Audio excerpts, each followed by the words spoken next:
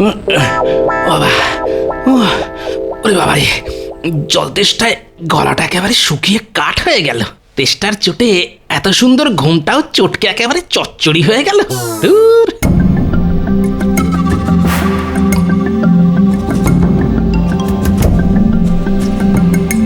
দেখি, ও বাবা, দূর দূর দূর, ঘরে এক ফোঁটা জলও নেই। এভাবে কি আর বেঁচে থাকা যায়? থাকবে কি করে শুনি? কত করে বললাম যাও গিয়ে এক কলসি জল নিয়ে এসো, কিন্তু কে কার কথা শোনে? ওই তো তুমি জল নিয়ে এসেছো। দাও তো কিনে, দাও দাও দাও। আরে আরে সাবধানে, পড়ে যাবে যে। ও প্রাণটা একেবারে জড়িয়ে গেল।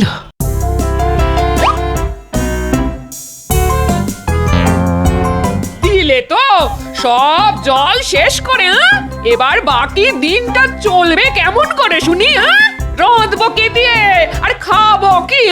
দূর, জল তেষ্টার সময় এত কিছু মাথায় থাকে নাকি?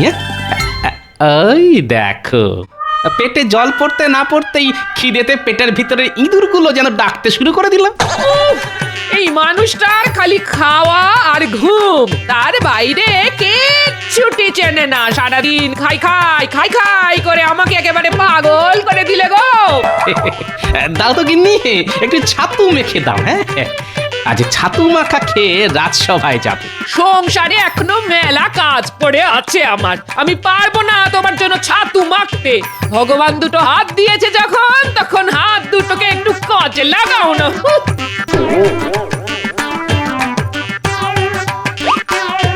যা, এই রে, আজ দেখছি গিন্নির মাথায় গরম উনুন জ্বলছে। গিন্নিকে আর চটিয়ে কাজ নেই।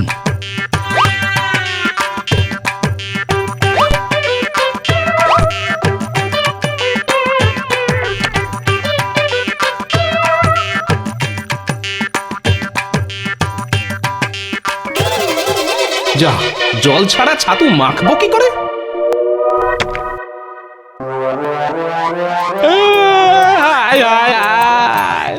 এ কি হলো গো? আমার মানুষটা এমন কাঁদছে কেন? কোনো আপদ বিপদ হলো না তো? যাই তো গিয়ে দেখে আসি। ও মা গো, বাবা গো, কোথায় গেলে গো? এই বলি আমার বাচ্চাদের মতো হাত পা ছুড়ে কাঁদছো কেন?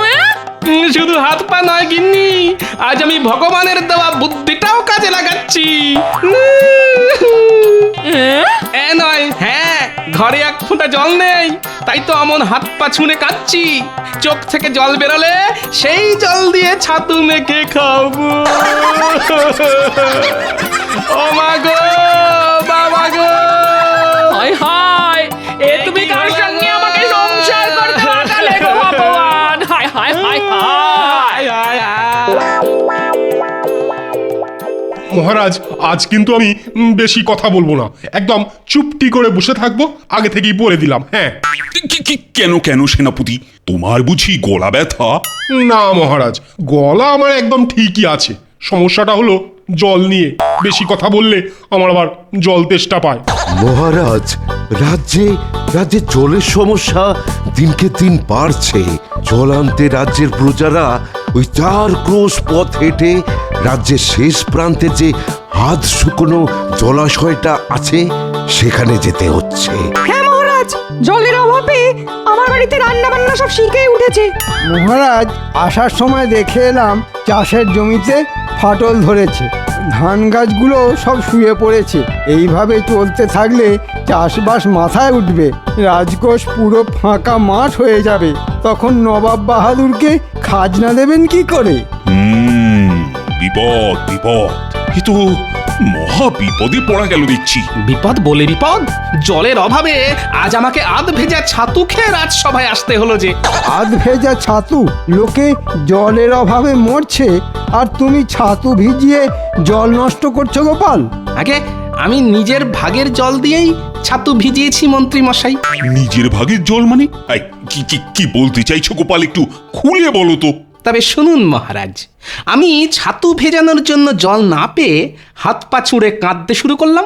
কাদার ফলে আমার চোখ দিয়ে সামান্য জল বেরিয়ে এলো, আর আমি আমার চোখের জল দিয়ে ছাতু মেখে খেয়ে নিলাম।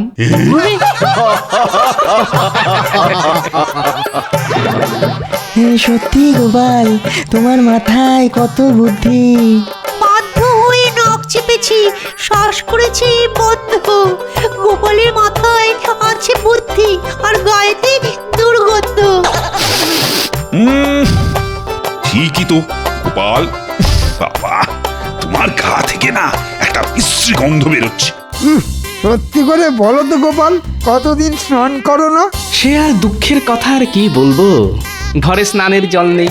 স্নান করতে গেলে বাড়ি থেকে 4 ক্রোশ পথ পায়ে হেঁটে জলাশয়ে যেতে হচ্ছে। স্নান সেরে ওই 4 ক্রোশ পথ হেঁটে বাড়ি ফিরতে ফিরতে আবার সারা শরীর ঘামে ভিজে যাচ্ছে। তাই ঠিক করেছি যতদিন না জলের কষ্ট মিটবে ততদিন আমি স্নান করব না। ছি ছি ছি ছি, এতদিন জানতাম তুমি কিপ্টে, এখন দেখছি শুধু কিপ্টে না, তার পাশাপাশি কুড়েও। না না না না, এবার কিছু একটা করতেই হচ্ছে, এইভাবে তো আর চলতে পারে না। আমার প্রজারা জলের অভাবে কষ্ট পাচ্ছে, এটা আমি কিছুতেই মুখ বুঝে সহ্য করব না। কিন্তু কি করবেন মহারাজ, জল তো আর মোহরের বদলে কেনা যায় না, জল তো ভগবানের দান। বর্ষা আসতেও এখনো অনেক দেরি। ততদিন কিভাবে এই জলের কষ্ট মেটাবেন মহারাজ? মহারাজ, আপনি যদি আমাকে একটা সুযোগ দেন আর সঙ্গে 100 মোহর দেন, তাহলে আমি একটা চেষ্টা করে দেখতে পারি। তাই নাকি মন্ত্রী? তা তুমি কি করবে শুনি? রাজ্যের শেষ প্রান্তে যে জলাশয়টা আছে সেখান থেকে সব জল তুলে রাজবাড়ির কুয়োতে নিয়ে আসবো মহারাজ, আর তারপর সেখান থেকে মেপে মেপে জল দেব রাজ্যের সব প্রজাদের। এর ফলে জলের অপচয় কিছুটা বন্ধ হবে, আর প্রজাদের 4 ক্রোশ পথ পায়ে হেঁটে জল আনতে যেতেও হবে না। বাহ বাহ বাহ বাহ, ভালো ভালো বুদ্ধি দিয়েছো তো তুমি মন্ত্রী। এই নাও।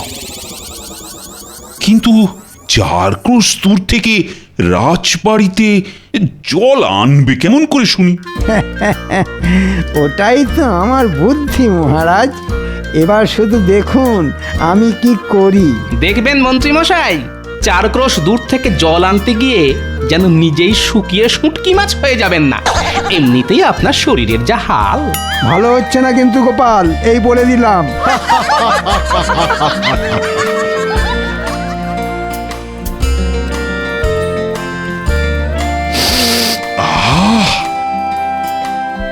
বেশ সুন্দর গন্ধ বেরিয়েছে দেখছি। আজ কি রান্না হয়েছে রানী? আজ তোমার পছন্দের আলু পোস্ত, মাছের ঝোল আর খাসির মাংস রান্না করেছি। বাবা বাবা বাবা, দাও দাও, আর দেরি করো না, আমি যে আর অপেক্ষা করতে পারছি না।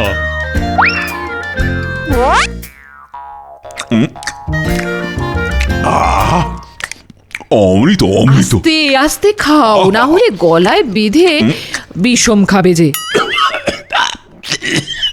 জল চল চল। কতবার বলেছি খাওয়ার সময় বেশি কথা বলবে না, কিন্তু কে কার কথা শোনে? এই কে আছো? মহারাজের জন্য জল নিয়ে এসো তাড়াতাড়ি। জো হুকুম রানীমা। দাও দাও তাড়াতাড়ি বাবা।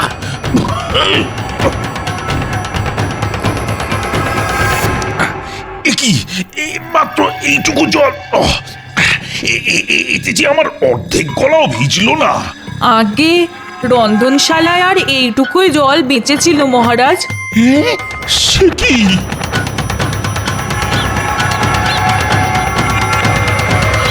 আমাদের ডেকেছেন মন্ত্রী মশাই? হ্যাঁ, একটা কাজ আছে। হে, আপনার হাতে ওটা কি মন্ত্রী মশাই? খালি এদিক ওদিক নজর, এতে মোহর আছে, মহারাজ দিয়েছেন। বাহ বাহ বাহ বাহ, এবার কি করতে হবে বলে ফেলুন দেখি। সকাল থেকে হাতের তালুটা কেমন কুটকুট কুটকুট করছে।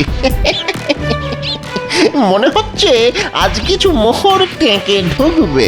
বাজে কথা বাদ, কাজের কথা মন দিয়ে শোন।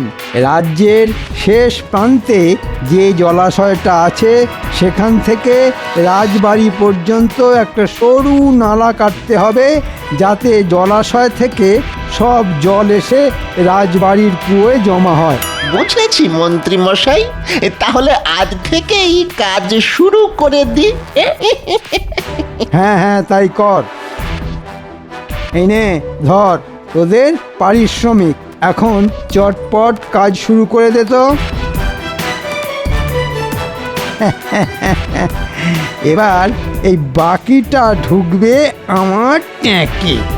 পাওয়া যায়, একেই বলে সুযোগের সৎ ব্যবহার।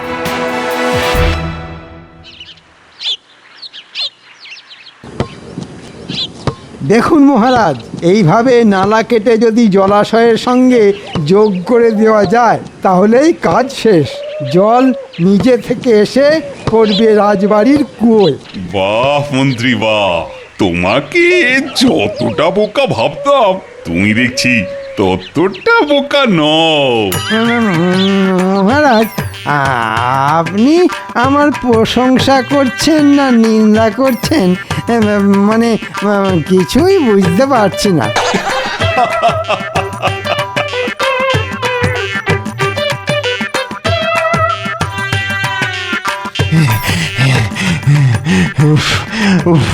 আর পাচ্ছি না, আর পাচ্ছি না রে ঘটা।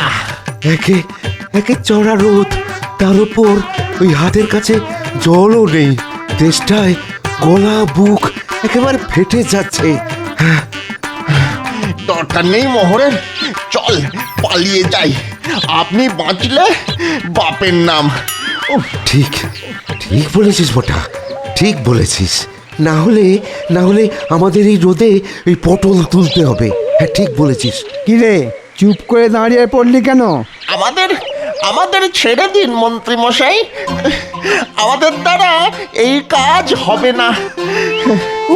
বললেই হলো ছেড়ে দিন। গুনে গুনে মোহর নেওয়ার ডালা মনে ছিল না? এই ধরুন আপনার মোহর। এই কটা মোহরের জন্য আমরা পটল তুলতে চাই না।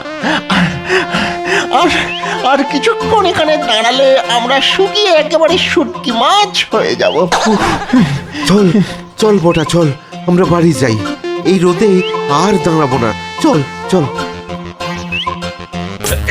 কি মন্ত্রী, আমি যে তোমাকে 100 মোহর দিলাম, তা ওরা তোমায় মাত্র 10 মোহর ফেরত দিল কেন? তাহলে বাকি মোহর কোথায় গেল? মানে বাকি মোহরগুলো আমার কাছেই আছে মহারাজ, সময় মতন ওদের ঠিক দিয়ে দিতাম। তোমাকে চিনতে আমার আর বাকি নেই, কোনো কাজ হবে না তোমার দ্বারা। মরকট কোথাকার, বাকি মোহরগুলো আজকের মধ্যে ফিরিয়ে না দিলে না তোমার গর্দান নেব, এই আমি বলে দিলাম।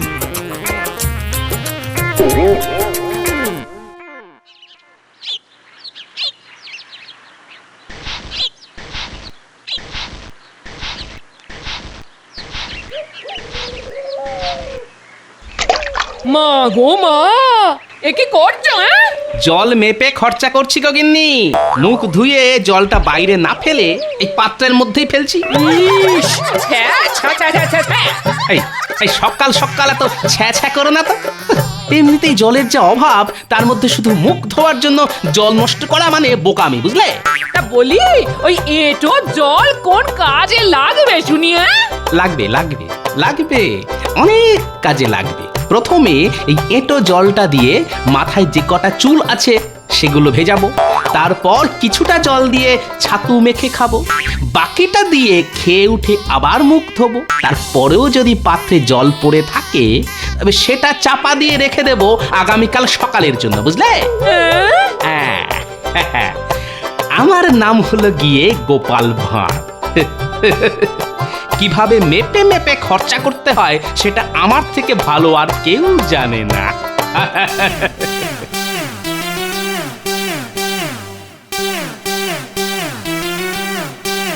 কি ব্যাপার মহারাজ, আপনাকে দেখে বড় চিন্তিত মনে হচ্ছে। রাজ্যে এমন একটা মন্ত্রী থাকতে চিন্তা না করে উপায় আছে? সে কি মন্ত্রী মশাই, এইবারও আপনি? হ্যাঁ হ্যাঁ, প্রত্যেকবারের মতো এইবারও আহাম্মক মন্ত্রীটা না গাধার মতন বুদ্ধির পরিচয় দিয়েছে। তাই বলি, আমাদের মন্ত্রী মশাই আজ কেন ভেজা বিড়ালের মতন এক কোণে চুপটি করে দাঁড়িয়ে আছেন। ভেজা নয় গোপাল, শুকনো বেড়াল বলো। জলের যা আকাল। এবার তাহলে কি হবে? দূর এক একটা আকাট অকম্মার ঢেঁকি সব আমার রাজসভায়, কারো দ্বারা যদি কোনো একটা কাজ হয়েছে। কি গোপাল, এবার তুমি একটা উপায় খুঁজে বার করো। হ্যাঁ গোপাল, একমাত্র তুমিই পারবে এই জলের কষ্টের হাত থেকে আমাদের বাঁচাতে। গোপাল আর কি বা করবে? গোপাল তো আর জল তৈরি করতে পারবে না। কি গোপাল, কিছু বলো। আগে মাথায় বুদ্ধি থাকলে আকাশের চাঁদও পেড়ে আনা যায় মন্ত্রী মশাই। সেখানে জলের কষ্ট দূর করা তো সামান্য ব্যাপার। তোমার খালি মুখেই বড় বড় ভাষণ, কাজের বেলা ফক্কা। না, অনেক অপমান সহ্য করেছি, আর নয়। মহারাজ, আমি কথা দিলাম 3 দিনের মধ্যে রাজ্যের এই জলের কষ্ট আমি মিটিয়েই ছাড়বো। না হলে আপনি আমার নামে গাধা পুষবেন। বাহ, এ তো দেখছি একেবারে আত্মবিশ্বাস গুলে খেয়েছে। কিন্তু রাজ্যে তো জলই নেই, তাহলে কিভাবে গুললো? এবার কিছু একটা করতেই হবে, কিন্তু কি করি, কিভাবে যে এই জলের কষ্ট মেটানো যায়। না, মহারাজকে বলে এসেছি 3 দিনের মধ্যে জলের কষ্ট মিটিয়ে দেব। কথা রাখতে না পারলে আমাদের শুটকো মন্ত্রীটা সাপের 5 পা দেখবে, আর সেটা আমি কিছুতেই হতে দেব না। উফ বাবা, রোদের কি তেজ! যাই, এই বড় গাছটার নিচে গিয়ে একটু জিরিয়ে নিই।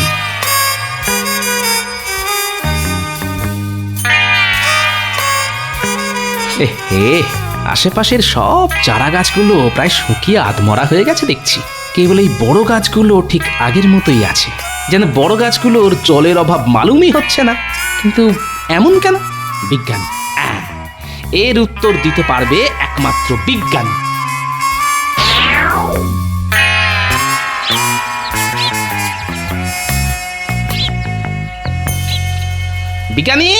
বিজ্ঞানী, শুনতে পাচ্ছ? হ্যাঁ গোপাল যে, বলো, ডাকছো কেন?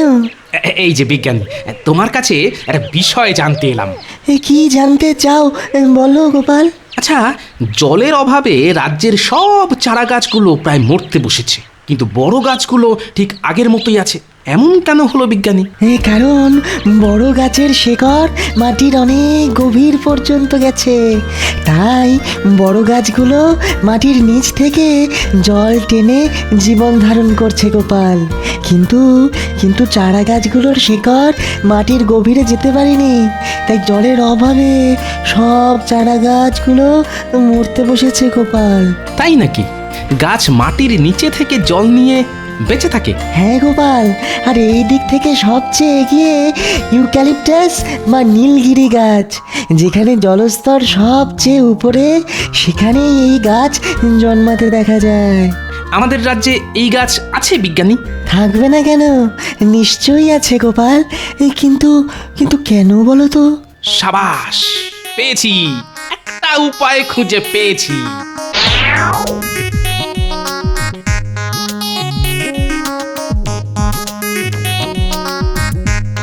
ভালো করে খুঁজো বিজ্ঞানী, খোঁজ পেলেই আমাকে ডাকবে।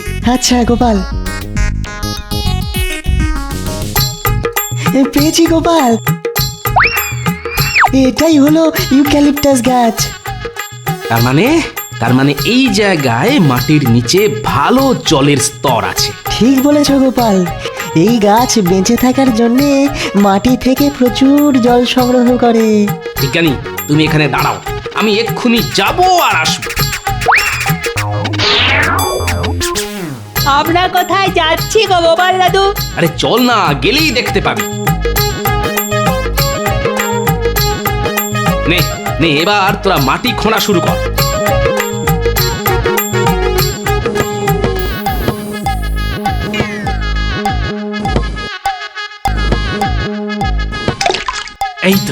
এই তো যেটা ভেবেছিলাম সেটাই হয়েছে। কি মজা, মাটির নিচে জল পাওয়া গেছে। বিজ্ঞানী, তুমি গিয়ে মহারাজকে ডেকে নিয়ে এসো তাড়াতাড়ি। হ্যাঁ, এক্ষুনি যাচ্ছি গোপাল। তাড়াতাড়ি চলুন মহারাজ, গোপাল আপনার জন্য অপেক্ষা করছে। আরে যাচ্ছি, কিন্তু কি এমন জিনিস দেখাবে বলো তো গোপাল? যত সব ন্যাকামো। ন্যাকামো নয়, বুদ্ধি, গোপালের বুদ্ধি।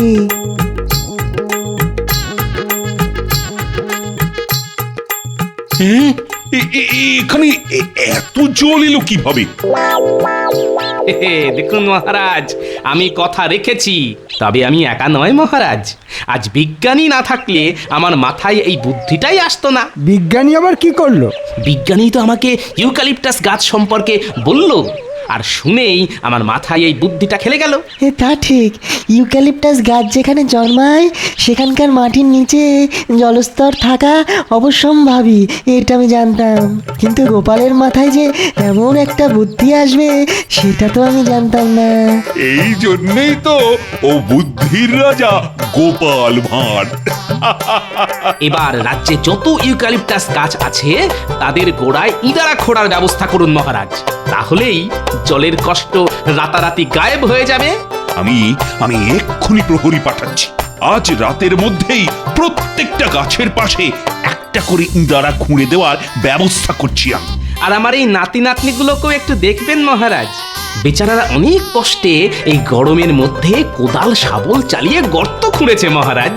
শুধু নাতি নাতনি নয়, নাতি নাতনিদের সঙ্গে ওদের দাদুকেও আমি পুরস্কার দেব। আহ, কথাটা শুনে প্রাণটা জুড়িয়ে গেল মহারাজ। ঠিক যেমন জল তেষ্টার পর গলায় জল পড়লে প্রাণটা জুড়িয়ে যায়।